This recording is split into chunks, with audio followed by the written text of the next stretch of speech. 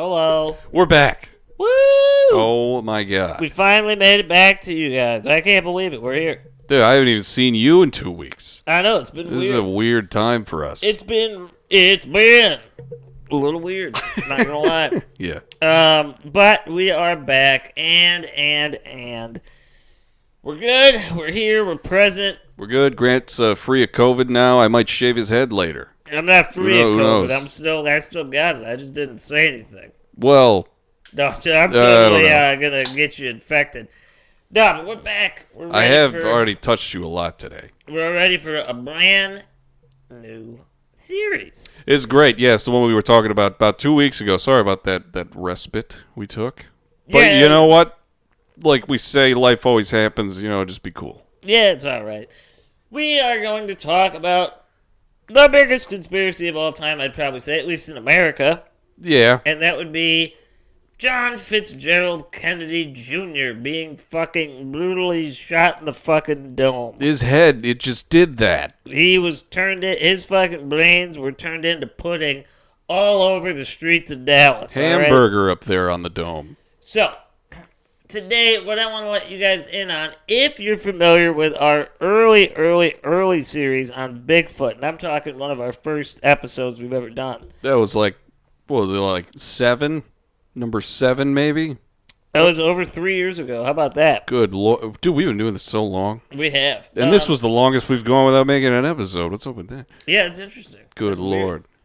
But for those of you that are aware of that series, we're going to operate it in the same exact way we did with that series. So what we're going to do is today we're going to go over the official story. We're going to give you probably the same history lesson you've heard multiple times throughout your life if you're a student of the American public education system. Yeah, we didn't hear much about this in school, I'd say. Oh, really? I They did a little mentioned bit. it. They're just like, oh, it's fucking dome. It went kaplow. That's But true. that's about it. And But- it was like, it was this guy for sure. But then you look into it, you're like, oh my God, nobody knows. Yeah, so we're going to go into that today. And I want you to, this is going to be probably, I'm thinking it's going to be just a 2-part series. Because next week might be a little bit of a beefier episode. Because what we're going to do is we're going to give you the official story that the Warren Commission presented to LBJ himself. And leave it at that. Today we're just going to go over the basics, the foundation of the story. Today is the crudité. You're going to get into the fucking ribeye next week. Yeah, so next week, we're going to get into the full-on conspiracy, what may or may not have happened, why it may have happened, and the different stories surrounding that. So, we're just going to jump right in. And this is a little bit of interesting information I got to set us up here, okay? Wait, just 1 second. Hang on. Wait a minute. No. We are starting a call. This Grant. I'm Jake. Mitch is here. Oh, yeah. I haven't said that in so fucking long. We're back, though. All It's right. here. Anyway, so that's the truth. You can go ahead on with the rest of the truth. All right, so this is a little bit of background info we may or may not know, all right? November 22nd, 1963. That's all you get. No, kidding. That's all you need. Kennedy traveled over to Texas for a couple of different reasons, okay? He was out there to meet a couple of political people. One, Ralph Yarborough, Don Yarborough, and the governor, John Connally, all right? All right. So the reason that this was happening was there was a 3-pronged approach. Number one, it was obviously to help raise a little bit more money for the Democratic Presidential Campaign Fund. Okay? Get your name out there, do some business.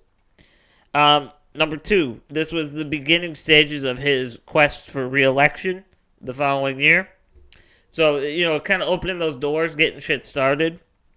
And then third, and almost most importantly, he was going to work on making political amends among the several Texas Democrat Party members that were having a lot of disagreements, and he was trying to unify the Democratic Party. Yeah, this was before the old switcheroo, right? Where it's like Republicans became Democrats, like that's what we called them, like, Do you know when that happened? No, this was. Or am I thinking like way too long ago? Like It wasn't that recently. It was long, but it wasn't that long.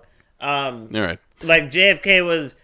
So he was a Catholic. He was more of a moderate Democrat, I would say, by 2000 standards. By today's standards, I don't know what the fuck he is. Probably a Republican. I don't know. He was, yeah. But, I mean, Lord knows he had a lot of fucking enemies in Dallas he at was the time. much more liberal and much more open about his political things. Yeah. So this visit was first agreed upon by Kennedy and LBJ and then the mayor, John Connally, during a meeting in El Paso in June of 63. So this was in the works for a while. Yeah, okay? they were like, may not be a good idea, but yeah, sure. The trip was officially announced in September of 63, and the motorcade route was finalized on November 18th and announced soon after. So a couple of days before, that's when they planned the route, and it's like, all right, everybody come out, right? Yeah, and this kind of plays into it. They published the route in the local paper. Yes, they did. They did. Now, this is something that probably will not come up in this episode, but it will be brought back up again next week. But I'm going to pepper it in just so you have it already. So the Dallas Motorcade used 3 vehicles for Secret Service and police protection. All right? So in the front was an unmarked white Ford hardtop, and inside that car was the Chief of Police of Dallas, Jesse Curry, the Secret Service agent, Win Lawson, local sheriff Bill Decker, and the Dallas field agent, Forrest Sorrells. Okay? I have never heard a group of men's names that sounded more like police officers. Right. The second car, the 1961 Lincoln Continental, the car that will live in infamy, was occupied by driver, Agent Bill Greer, Secret Service agent Roy Kellerman, Governor John Connally, and his wife Nellie, and then JFK and Jackie Kennedy. The governor and his wife were sitting in the front, right? Yes. Yes. The third car was a 1955 Cadillac convertible, codenamed Halfback.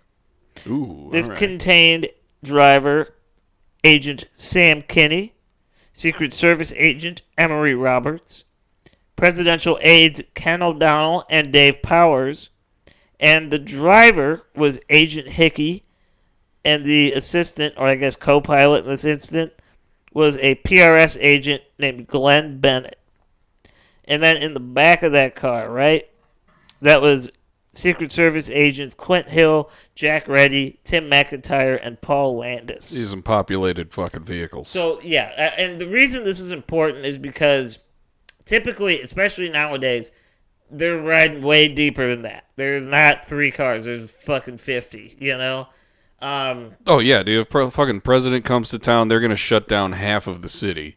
Yeah. And it's going to be a very big inconvenience for everybody. And we're supposed to vote for him? Mm-hmm. You know, what are you supposed to... I'm late for work now. So in this 3-car motorcade, and also, just so you know, it started and the route was scheduled for about 2 hours because they were going to be driving at a very slow pace, obviously. I would assume, like, light jogging pace, maybe like 5 miles an hour. While he was shot on in the Daily Plaza, all right, it is estimated through, the footage of the Zapruder film, which is, we'll reference that a lot. This is the most highly scrutinized piece of film in existence. Yes, and that is the film that not even exaggerating. We've all seen of JFK and the assassination live. The hamburger meal, the sausage being made. Mm-hmm. So JFK, it is believed, based on the evidence we can see from the Zapruder film, that at the time of the bullet penetration, I guess you'd say, they were going 10.2 miles per hour. Okay, that's a little faster than I thought it would be. Yeah, a little bit quicker. But this opens the door. This is just a little bit of background for you guys to know what we're doing, where we're at, and why we are there, and who is fucking there. So, we all know the story. There's a piece of dangling skin on your hair that's just smacking you in the fucking eyes. Oh. There we go. All right. Sorry. So I gotta shave that head of yours, dude. It's coming. But, this leads us to our suspect. Suspect numero uno. Lee Harvey Oswald. Maybe. Okay. Lee Harvey fucking Oswald. The guy in the book depository building with a fucking gun sniping the president. Yeah. Am I right? We haven't revealed this yet, but I have so much information on that fucking guy. Why don't we go into that? Let's learn a little bit about immediately? Our guy. Oh my God! All right, Let's learn a little bit about him, because this is gonna be a while. I feel like the longer we spread it out, the more conspiracy is going to come, and I want to maintain. We're just gonna naturally want to talk about what might have happened. Yeah, so let's learn about fucking Lee. LHO. Laho. I don't know. It's Lee Harvey Oswald. Lee Harvey Oswald. He was born on October 18th, 1939, and he will forever be remembered as, the guy who assassinated JFK. He'll forever be remembered in history as that, because the Warren Commission said so. Yes, they did. And that was on November 22nd of 1963. The Warren Commission, the team established by LBJ to investigate the matter, claimed he acted alone on the day of Kennedy's assassination. But you know what? Who knows? Do you? What do you think? I have some thoughts, but no. That's for next episode. For right now, yeah. Let's not get ahead of ourselves. For right now, we're going to take the information that we have at face value, and we're going to assume it is correct, and we're going to listen to the Warren Commission. Yeah. All right. So I'm gonna look into this guy's life a little bit. I compressed it as much as I could because he did a lot of weird shit constantly. I didn't know he was 24 at the time he did young. this. He was a young man. 2 years younger than me. Yeah, he was a young That's fellow. insane, dude. All right. In any case, he was born to a single mother, Lee, that is, in New Orleans in 1939, because, you know what? His father died of a heart attack 2 months before he was born. Yep. Not great immediately. So this didn't make for a great situation, epitomized by the fact that the 2 sons Lee's mother had already, they were sent to foster care immediately upon her husband's death. So she just got rid of her kids. Well, you just do that. You just get them. As she was pregnant with Lee. And Lee was mainly raised by his aunts and grandparents until the age of 3. And by that time, he was old enough to be put into the foster system, and he was put into the foster system. Yeah, that sounds with fitting. His brothers, yeah. And about a year later, his mom took them all back. She had a change of heart, it seems. Happy reunion. No negative repercussions from that. She gave away her kids. She gave away Lee. Then she got them back a year later, only to move back to New Orleans. And then they went to Dallas, Texas, actually. Dallas, the scene of the crime. Home of the Cowboys. Home of the Cowboys. Do they win on Thanksgiving? They're not that bad on Thanksgiving, but they're just a shit fucking Not very team. good. Not very good. Well, there, in Dallas, Texas, Lee's mother got into a relationship with a man wherein she felt nothing was ever her fault. But I feel like that was just a character trait of her, and it was just, the relationship is just a platform to display that. Yeah. And the world was out to get her. That's just like what she thought. So when this relationship inevitably ended, Lee became Mama's special little guy. Aww. All right. So he was formed by his mother from an early age to be an entitled, contrarian, and violent man. All right. Violent man. Wait till you hear some of this shit. And there were hints, definitely. So, there were times in his childhood where he threw knives during disagreements with his brothers. Oh. And he even physically abused his mother for something as simple as asking him to adjust the television. I believe that was when he was in his teens, and he fucking punched her in the face and held a knife up to her throat. Oh, okay. Wow. Yeah. So not good, pretty much right from the get-go. All right, during his childhood, one of his brothers got married and moved out to New York, big city, and with his wife. Big city, amazing. Living, dude. Get away from the mother. Who cares? All right, so Lee and his mother soon followed, though, to live with them, and began, just doing their normal stuff that they would, but this time in a very small New York apartment. So this eventually led to them being kicked out by the brother for, the normal daily shit. So Lee and his mother lived in New York in just a different place. They just got a different apartment, stay nearby, stay by the brother, where Lee refused to go to school no matter what. Oh, he that's just so didn't sad. like it I don't he want just hated school. He didn't want to go there. I don't want it. Did you ever have days like that? Like growing up where you're just like, I just don't want to go. Don't make me go. All the time, and it never got my wish. Dude, I remember in second grade, I would like the bus would be waiting, and my mom would be like yelling at me to like get out there and get on the bus, and I'd be crying. And I'd go out like halfway in the yard and just turn back around and like be crying still. And she was just like, go, just go. It's like, nope, you're She'd always just end up driving me, but yeah. I hated school. What else we got here? What is this? I lost my place. He refused to go to school. It was after the situation got so bad that Lee was sent to a psychiatric facility because he was so truant, this guy. Damn, nothing like going there because you're fucking truant. Yeah, it's like you're not going to school. There must be something wrong with your fucking mind. Well, there is. Yeah, you're not learning anything. All right. This is where he was seen to be a deeply troubled young man. And his mother just kind of discounted these claims and simply took Lee back to New Orleans. He's like, these New York places are just saying, you're crazy, we're going back down south. And, New Orleans, this is where he began screaming at her to feed him, and she would oblige. All right. Just like from the top of the stairs, he would just scream, just like, I need food! And his mom would just bring it to him. So he was a well-adjusted young man at this point. That's kind of nice, I guess, a little bit, in a bad way. No, it's terrible. It's the worst thing you could do. It's not awful in a good way, I guess. No, I wanted what? backwards. It's not awful in a good way. Yeah, I don't know. It's. I'd have to agree. I would. So that was him pretty much going through his childhood. He also found the concept of communism around this time, around the age of like 14. Which plays into his contrarian nature due to the insane opposition of communism at all in this time in America. Yeah. Right? It was the Red Scare was like upon us. In the heat of it. So it was then, at the age of 16, that Lee dropped out of school and he began working odd jobs wherein he would preach communism and how President Eisenhower should be killed for exploiting workers in the United States. Damn. So he's just talking about killing presidents at work as a little 16-year-old. aggressive, but okay. It's kind of normal for teens, wouldn't you say? It's like, I'm going to kill that guy. Maybe just like the littlest bit. Like someone they definitely know they're never going to meet. Anyway, despite this, he did the most anti-communist thing you could do in the U.S. when he became of age, which is join the Marines. He joined the Marines.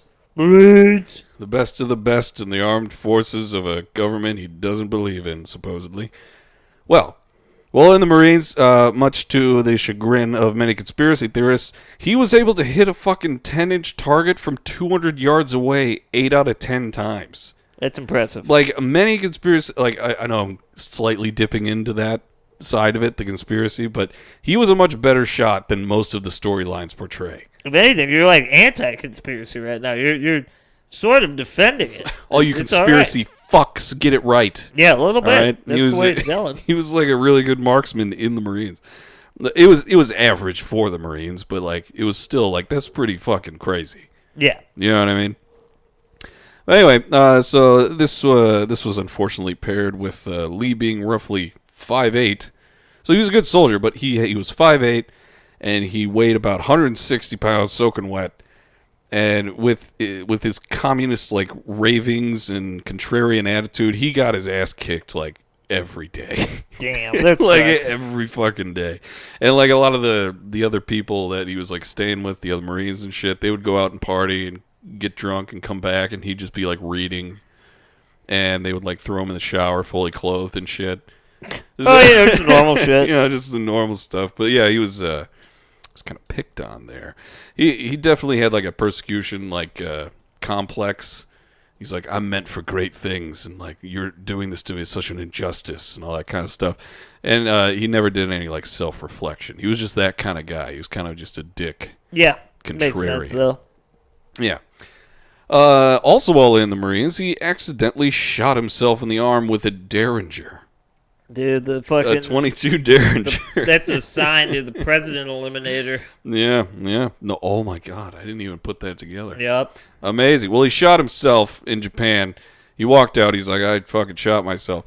And he was immediately deranked and assigned to kitchen duty. Oh, okay. Because it's like, what the fuck are you doing? You're a Marine. It's like in a foreign land. You're kind of being ridiculous. You're shooting yourself with a Derringer you bought for fun? Why not? Why not? Hey, That's man, the I'm all point. for buying guns for fun, but you can't be shooting yourself with them. Come on. Mm-hmm. He thought this was a great injustice, him being deranked and all that, and being put on kitchen duty. And so he just openly started acting like a communist. Like one that an American might think is a communist. He just acted Russian. He just acted like a Russian guy. He was calling people comrade. He was reading, like, communist texts openly. He was like all FPS Russia. He was like SPF Russia. FPS. I don't know, man. He's not even Russian. I'm sorry. I got his name wrong. Fucking Georgia. Yeah, he went to prison and all that. He's not allowed to have guns anymore. What poetic justice. Kind of sucks. He's not happy. Yeah. Well, luckily for Oswald, a candy jar had fallen off the shelf and struck his mother in the head.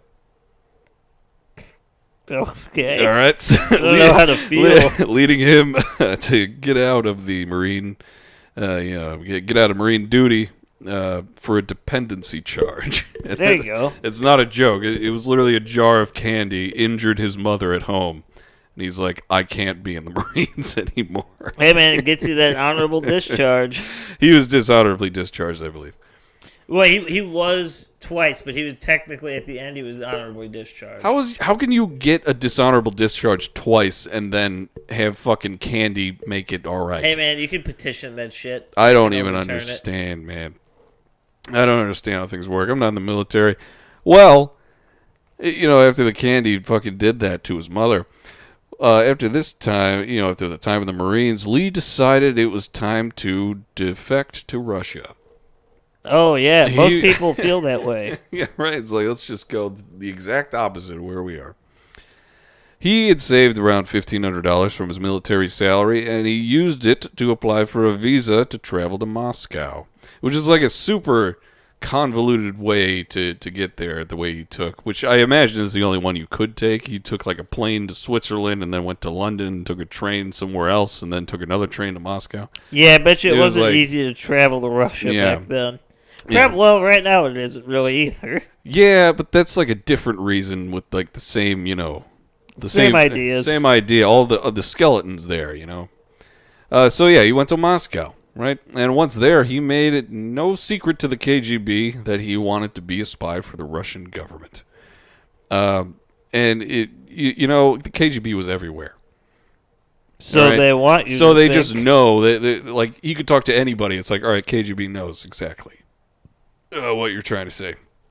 So when the KGB looked into his background, however, they found that he had no knowledge of military workings in the U.S. that they weren't already aware of and had not been aware of for many years. So he was useless. Not to mention that the fact that this guy, he was just an open fucking book. Like, Oswald applied for citizenship in Russia, and he was just outright denied. Because, he's loose lips. He's a fucking weirdo. He's obviously got something wrong upstairs. Who knows? But because he got denied citizenship, Lee decided to fucking, slit his wrists in a bathtub, like a well-adjusted person, of a hotel that he was staying at as a grand gesture to show the Russians how serious he was about wanting to live there. Yeah, that'll teach him. Yeah, I'll just bloody up your bathtub. But he a part of being in Russia at the time for Americans was like, all right, yeah, you're going to get a visa, you're going to pay for it, and then once you get here, you're going to have someone escort you around. Like, you're never going to be alone. So he knew that the person who was escorting him around was going to come back. Yeah, like, this was not a suicide attempt. This was a cry for help. Makes sense. Like, for sure. Hey, what else we got? He wanted to live there. He was then discovered by his escort, like I said, and placed in a psych ward for 2 days. So in a way, his plan kind of worked because he was going to be sent home like before then. Then he was like, we'll just put him in a psych ward, see what's wrong with him.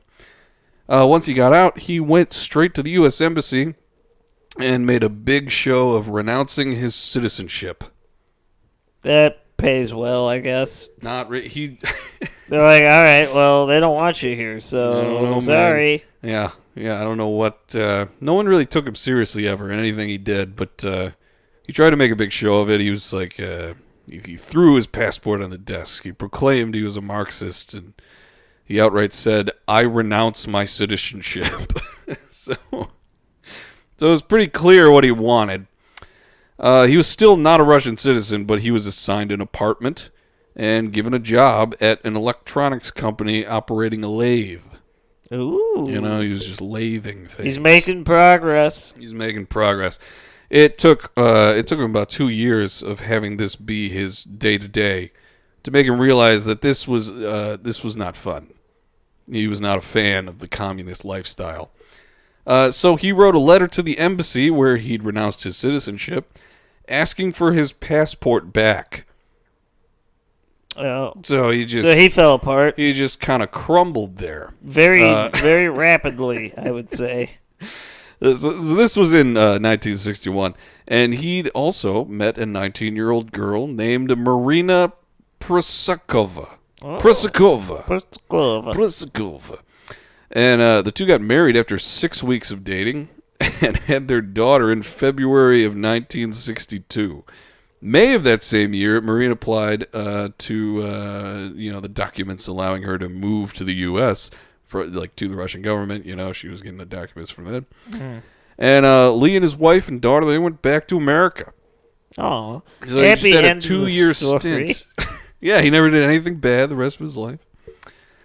All right. Well, the family then moved to Dallas, Fort Worth area, Texas. You know, and Lee, who was very mad that there wasn't more press upon his return, because he thought he was going to be hailed as like a hero. He's like, he infiltrated the enemy. Let's interview him. Let's get all these news stories. None of that happened because he was a nobody. Yeah, it's like no one fucking cares. He just thought he was special, and for some reason he was just like, I'm so pissed that didn't happen. Lee, he was proving to be a terrible and abusive husband. Immediately. We don't. When they got back. I never would have figured. Dude, it's wild. Marina, she married him because, when they were dating, he was pretty polite, and he was, nicer than any Russian man she'd ever met. Mm-hmm.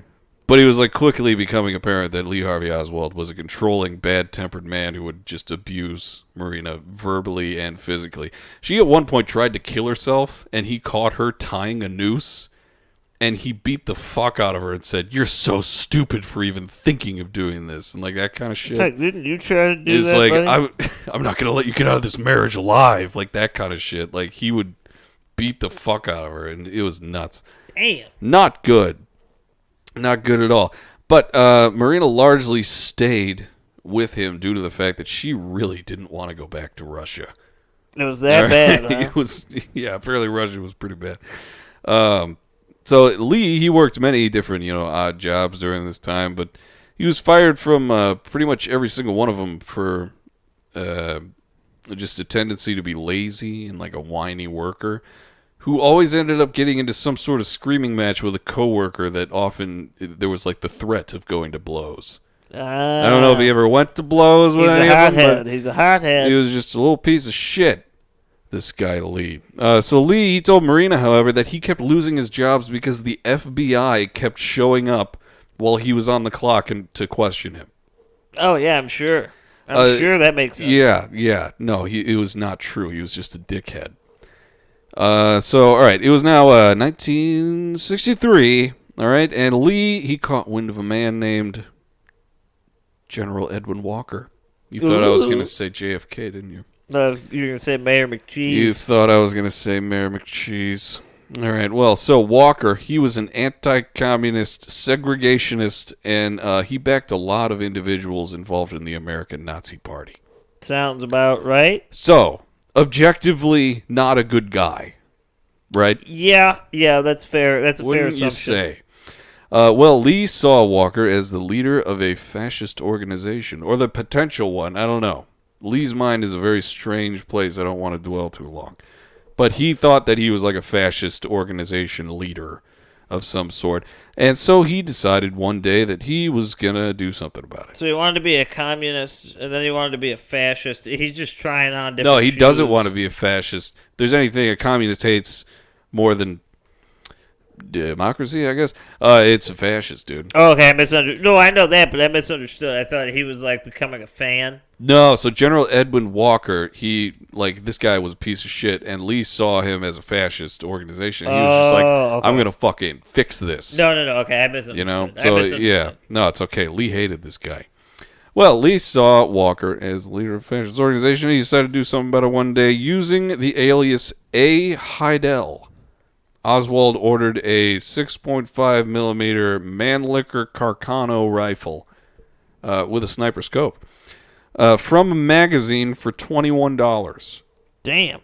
Right? The rifle was originally $30, but he had a coupon. No. Isn't that fun? Coupon for a rifle. Coop, dude. Coop. After discovering where Walker lived, Lee began running drills for himself with his rifle, making sure that he could fire, reload if need be, and hide the rifle in a timely manner. Right? So he was going through it. His military training coming through. He's working. It makes sense. After he became satisfied with his time, on April 6th of 1963, Lee he traveled to some railroad tracks by Walker's house. And he buried his rifle. Oh. He buried it, all right? He's going Lollapalooza on these guys. Because it just was not the right day. No, this isn't a bottle of Absolute. It's a deadly weapon. Same principle, though. Same principle. You're going to wreak havoc with it. So, 4 days later, on April 10th of 1963, his plan was a go, all right? So, at 8:30 that night, Walker was in his study doing his taxes in front of a window with the curtains open. All right. Lee, he dug up his rifle. He went to the path that ran along, the backside of Walker's house that you can see right in the window. He took aim at Walker's head, and he fired. What do you think happened after that? He probably missed. He fucking missed. The bullet, it went through Walker's hair rather than his head. Such a good shot.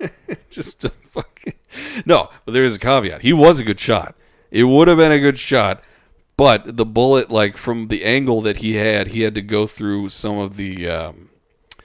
what was it? It was like the lattice work, like the frame of the window. Oh, like that made up the actual, like, glass, like, panes. Altered it ever so slightly. So he had to go through that, and it, like, fucked it up so minutely that it went just right through his hair, give him a nice, like, that's the ultimate lethal comb. Yeah, oh, yeah. You know, that's pretty cool. That's one of those, like, pants shitters, you know? Yeah. So yeah, it went through Walker's hair, and it fucking just went into the wall behind him. And, instead of taking another shot, Lee, he just decided to rebury his rifle and run home. Okay. He just ran away. Why not? I don't know, man. I mean, I figured, like, you know, all that planning, you know, all that, the drive to do it in the first place. Why wouldn't you, get the job? No, he's a one-shot kind of guy. Not later, as everyone knows. That's the conspiracy, man. Okay, That's right. the conspiracy. All right, well... So yeah, he ran home after he reburied his rifle, and he told Marina everything. She had no idea.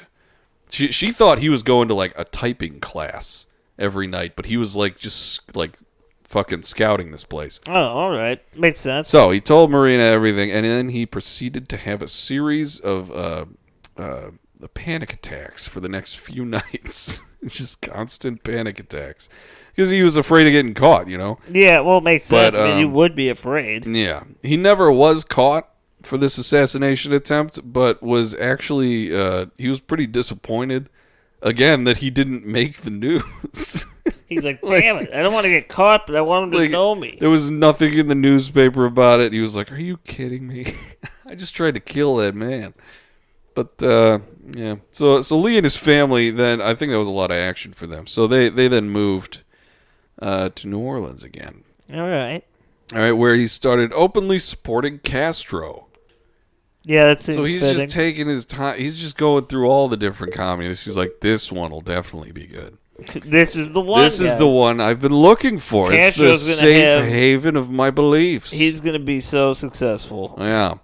He was so outright with this that he was actually asked to participate in a couple of like political debates on local radio stations.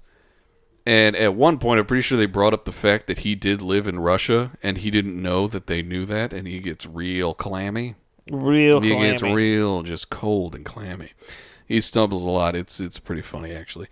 But eventually, in pursuit of going to Cuba to live and, like help with Castro's movement, Lee, he decided to move back to Dallas again. And from here, he departed to Mexico alone, without Marina. His plan was to go to the Russian and Cuban embassies in Mexico and to travel without the watchful eye of the U.S. government, just kind of prying into his business. Oh, yeah. Well, when he was denied it both, he had a hysterical sobbing fit and began begging them to let him go. He even waved around a .38 special handgun and screamed about how he needed to carry it to protect himself from the FBI. Because he was telling everybody, he's like, they're tailing me. The FBI's on my case. Like, he was insane. Yeah, he's having a tough go. He was not having a good time. He eventually simmered down and returned home to Dallas, where he called Marina. And Marina was, like, fully expecting... Because she was kind of pissed about this, like, the previous assassination attempt. Uh-huh. Right? So she was fully expecting the call to be coming from Cuba, but rather it was from the YMCA down the road. Aww. What an interesting That's call. Like so pitiful. That's okay, though. That's all right. Yeah. Well, Marina didn't want him like back in the house quite yet. She was like still pretty pissed. They were still married and everything. It was just kind of dicey, You try to assassinate a government official, and then you come home with it, and then you bring your work home. Yeah, it's not a good situation. But she did, however, give him the added benefit of giving him like a job opportunity. One of her friends. She got him a job at the Texas School Book Depository. All right, and there he kind of thrived compared to his other jobs, which isn't saying much, but let's just say he did well working in a solitary stockroom where he wasn't able to like fuck around with other people. But that was a month before the moment that we're going to be talking about, the assassination attempt, and a big part of why it's so weird that Lee Harvey Oswald was the guy to do it, and at least in the Warren Commission, I mean, who fucking knows? But he didn't necessarily have any negative feelings towards JFK that a regular person claiming to be a communist would have. Yeah, he was sort of just indifferent. He was whatever. He definitely was. And he still had that rifle. So, from my understanding, like, he only ever bought 2-day-old newspapers because they were, like, way cheaper than the new ones, Uh-huh. And so, he saw the route that he would be taking, that JFK would be taking on the motorcade, like, 2 days after it came out, which is, I believe, a day and a half before the actual assassination attempt. Yeah, because you got to think they announced the plans on the 18th, and it was probably released on the 19th, or maybe before then. Yeah, something like that. So yeah, it was probably less than 36 hours. Yeah, like an insanely small amount of time, and like for him to not really have any outright feelings, because from what I just told all of y'all, he seems to have had a very high proclivity to get his political opinions out whenever he fucking could. Oh, yeah. And JFK's name was never in this guy's fucking mouth. And so it seems as if he decided to do this within the day and a half that he discovered the motorcade route. Uh-huh. And he used the very same gun that he tried to kill Walker with. He actually was... he wasn't driving at the time that he was working at the Texas Book Suppository, the school. Suppository. I knew it was coming. I don't have notes, so now I'm just thinking suppository. I knew it was coming. The depository. What is it? Depository. Depository. A suppository is the thing you put up your butt. School book suppository. Yeah, that's... You're just going to be putting some literature up there. Yeah. That's how you really absorb it. Anal literature. It kind of works. But anyway, so he was like, he wasn't driving at the time that he was working there, and he was having a coworker drive him, like it was like a little carpool situation, right? So what he did, he had his rifle, he disassembled it, put it into a paper bag, and he stored it in one of his friend's garages. Okay. So on his way to work the day of, he asked his friend who was driving him to like stop off at the house. He was just like, I need to get something like, you know, from here, like for the house, for Marina, because like right before he actually like went through with the plan, he was starting to rekindle things with Marina. Okay. He's like, let's all get together. I'm so sorry for everything I've fucking done. Let's like try to rekindle this, make it better. But he was like, yeah, I'm gonna like pick up some stuff from my friend's garage, help out with the house. Like it's just something just before work, if you could. He came out with a paper bag. He was like, all right, sweet.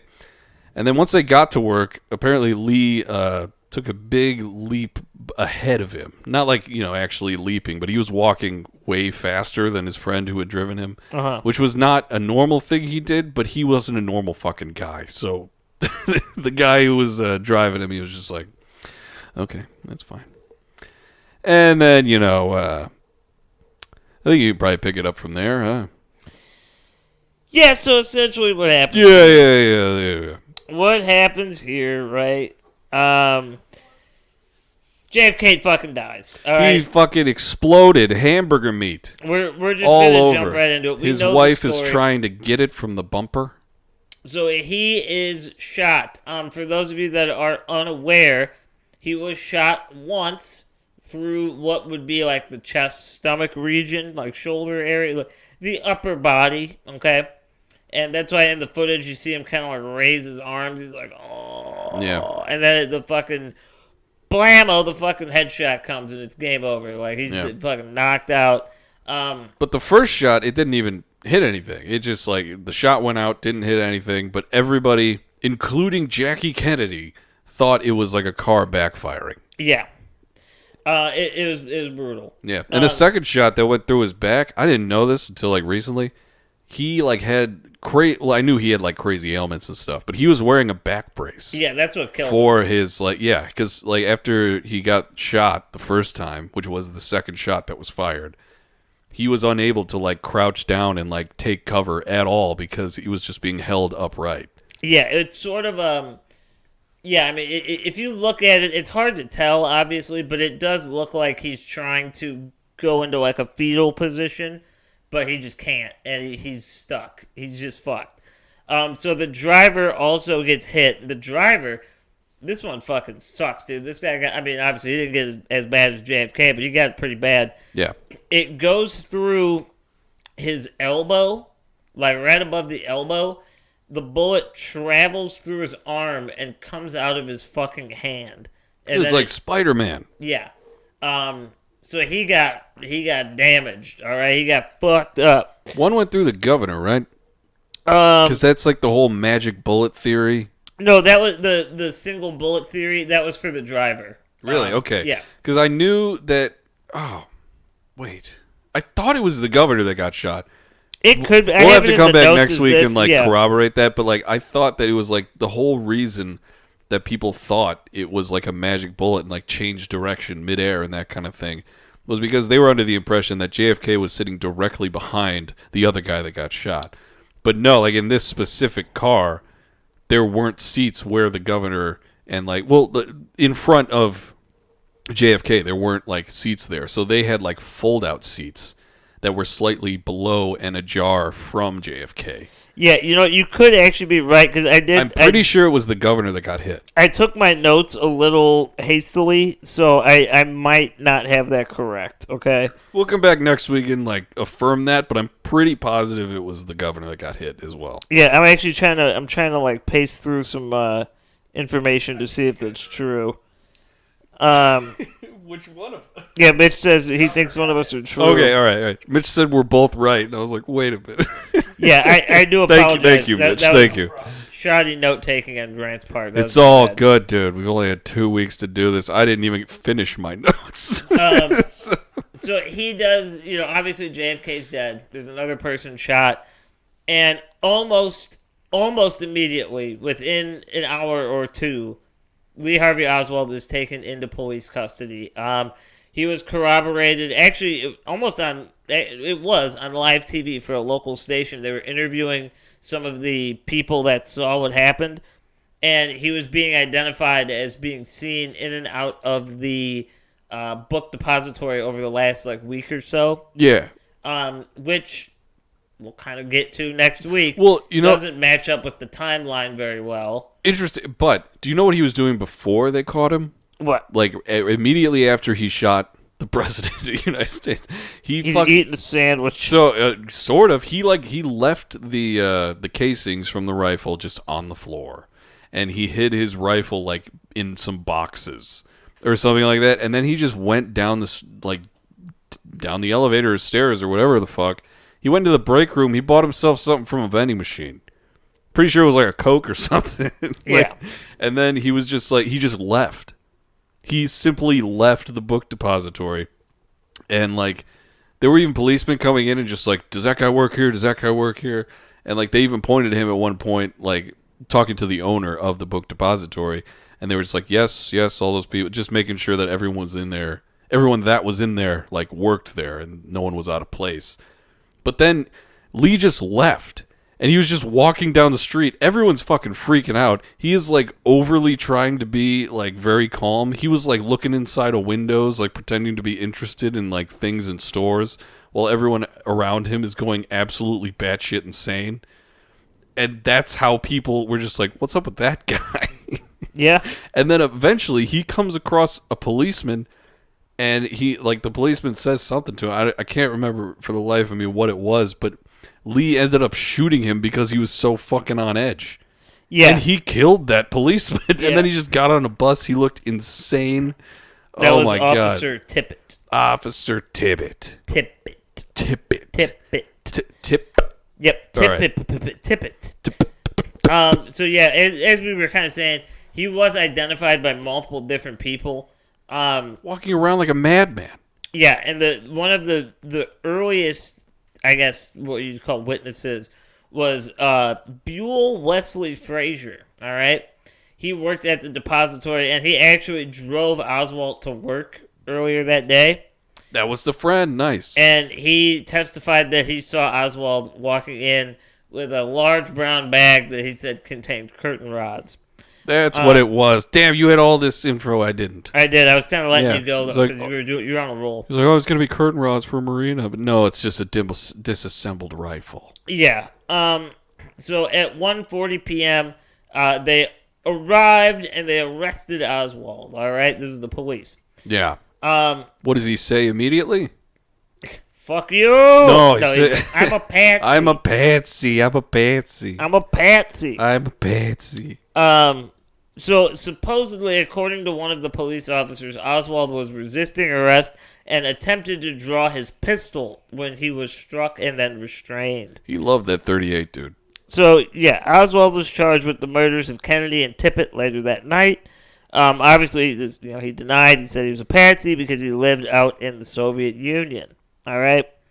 So, essentially here, I mean, obviously, we're very, very much glossing over the actual shot and things of that nature, but it's so saturated.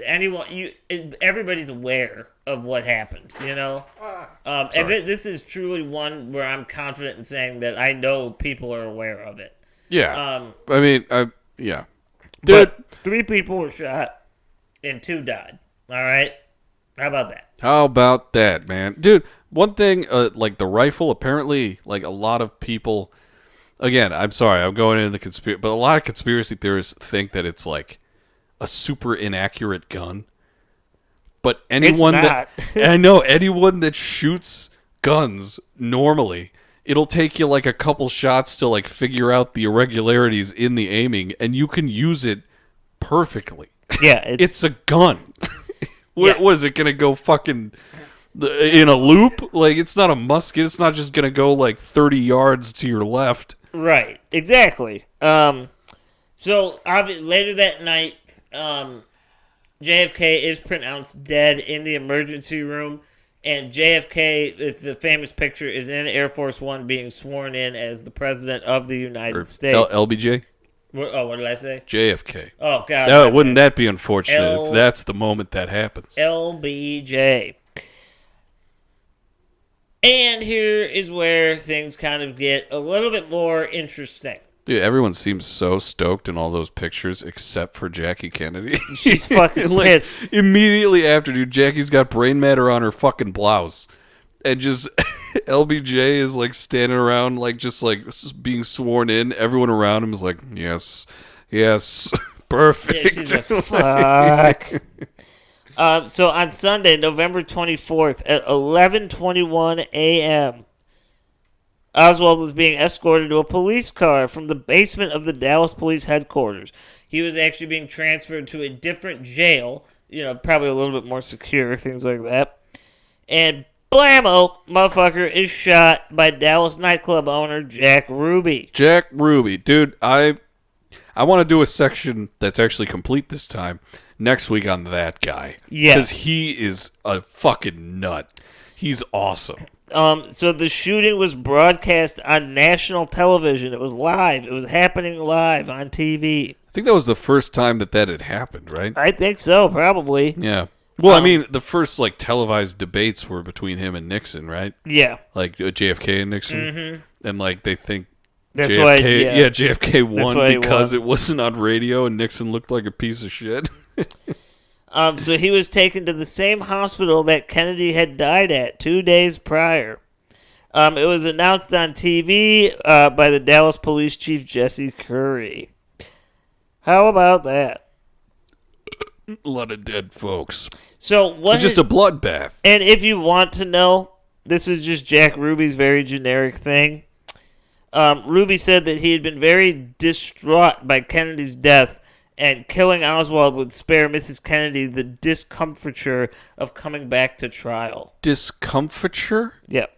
Discomfiture. Is that a word? I don't know. But Me and you went to school for writing. Is that a word? That is a direct fucking quote. I don't think that's a word.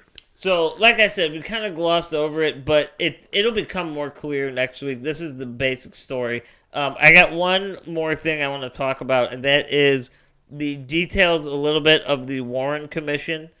So for those of you that don't know what the Warren Commission is, it is the President's Commission on the Assassination of President Kennedy, unofficially known as the Warren Commission. The president in this situation being LBJ. Yeah, so it was established by LBJ through executive order on November 29th of 1963. He had a big penis, right? Oh, yeah, he had a massive, he had a very large dong. penis. Nicholas Katzenbach has been named as providing advice after the assassination of JFK. Katzenbach. Nicholas Katzenbach. He was the one that brought some evidence and advice to the White House, and this was what spawned the creation. Okay. Yes. So he sent a memo on November 28th to Johnson's White House. He sent it to the aide Bill Moyers, and this is where he recommended it because he said it would combat the speculation of conspiracy, right? Yeah. If the information was out. And it started pretty fair. The initial intention of the Warren Commission was to have transparency about the investigation, provide information so that it wouldn't get out of hand. The most exaggerated backfire in history. Yeah. So the Warren Commission met officially for the first time on December 5th of 1963 on the second floor of the National Archives building in Washington, D.C. It was closed, but it was not a secret session, okay? All right, so I could just walk in and sit down like it's my friend's college class or something You couldn't. So it was done closed. No. It's silly. It was done closed, but it was open to the public as far as what they discussed after the fact. Okay. All right. Yeah. So I don't really want to go over the members. Really, the big one is Earl Warren. He was the head of the big commission. one is LBJ's. That's All right, he actually wasn't on the committee. You don't get my member joke? Oh, yeah. Okay. All right. Excellent. I like that. Excellent. But yeah, Earl Warren was the Chief Justice of the U.S., and then from there they had different representatives and senators. They had the Director of Central Intelligence, which is essentially the CIA, Alan Dulles. Fun stuff about the CIA to come next week. Yeah. So they had a bunch of stuff. Then they had assistants. Nothing like that fucking insane, but enough. You know what I mean? It was a day of work for these people. So the Warren Commission, it took about 1 year, okay? It took almost a full fucking year before they provided their evidence. No, it took a little bit more than that, actually. You're not going to believe this. In November of 1964, 2 months after the publication of its 888-page report, the Commission published 26 volumes of supporting documents, including the testimony and depositions of 552 witnesses and over 3,000 exhibits of evidence. Yes, witnesses. They're always very reliable. So, the Warren Commission's official report stated that Lee Harvey Oswald acted alone, and he killed the president because of the reasons we've stated throughout this episode, okay? Yeah, he was just a fucking goober who decided to do it one day because he seemed to have a knack for trying to assassinate people. As far as Jack Ruby goes, it is said that the reason this happened was because of the police and not the Warren Commission, they weren't a thing at that point, but the way that the media and the police handled the situation led to this outrage of which Jack Ruby was a victim, essentially. I know of a bunch of other stuff that was going on in his life. I can't really articulate it. So next week, I'm definitely going to have a section on Jack Ruby. Yeah, Jack Ruby. He'll be brought up. The one thing that I do want to mention is that when he was detained, he kissed a picture of JFK every day. Yes, he did. That he did. That's a little bit of a insight on how he's doing. So that is the official report of what happened to John F. Kennedy. At least our version of it. And there's a few things I want you to keep in mind for this, okay? The reason we started here, I know it's a little bit of a rehashing for most of you. It's important to know the generic story because there's a lot of holes that we're going to poke in it. Yeah. And there's a lot of outside factors that are definitely not mentioned here. I also think it's pretty, it's kind of nice. I mean, I definitely learned a lot of stuff about this story that I had no fucking clue. Oh, yeah. Yeah, and you kind of connect some dots and stuff, you know. I didn't know fucking Lee Harvey Oswald lived in Russia for 2 years. Uh-huh. And no one took him seriously enough to even think that he was worth any sort of... Everyone was just trying to get rid of him, dude. Now, it is important. I'm going to leave you with one thing that will kind of whet the appetite for next week. It's important to understand that what we know and what we talked about today of Lee Harvey Oswald is what is available to us today. It is not necessarily 100% factual, if you are to believe that. It's very easy to revise the history of somebody nobody fucking knew or cared about. You know? You know what's really interesting about this story is the fact that Jack Ruby killed fucking Lee. So we don't have anything of, motivation. Nope. What maybe led up to it. I went through a lot of his life up until the point that he actually did it. But, he just seems like an erratic guy. And it could just be this was on a whim or something. But like I said, he had never really even mentioned any sort of disdain for... JFK. I mean, obviously he's the president of the United States, and fucking Lee claims to be an avid communist, even though he's not very good at living in a communist society. But it's just the fact that he died is the fucking nail in the coffin for why this is the biggest conspiracy theory in the world. Exactly. It is important to know that him saying he was a patsy, we will never get to hear his explanation for any of it because he was killed. It is interesting, though. I'm pretty sure they interviewed him for 12 hours. Uh-huh. And I think, not 12 hours of interview material was released. I think it was a very small amount. It was only just there were some details in there that were just, stupid. Oh, They just, didn't even make it, no one needs to know. It doesn't help the story, doesn't help any of us. It just makes us angry that they're giving us something and not the stuff that matters. So what I want you guys to do is I want you to sit and think about different things that may or may not make sense or not connect for you. And we will be back next week to cover all those bases. And I'll be honest with you, right now what I'm anticipating is typically like maybe a 1-episode thing. Not going to lie to you, it more than likely will turn into a 3-part series. I'm not even against that. Because there's a lot to deal with when it comes to outside factors. One more piece that obviously I'm going to talk about a lot next week. Look up, if you're interested, if you want to know a little bit more or connect some dots here, find out what LBJ's wife fucking did for money. All right? Think about that. Suck his fucking Pringles can of a penis? I know the answer. It's a little bit more dark and deep than that. That's funny for many reasons. But with that being said, that's officially our episode for the week. All right. Yeah, so we promise, or at least I promise, that I'll intend to make an episode next week.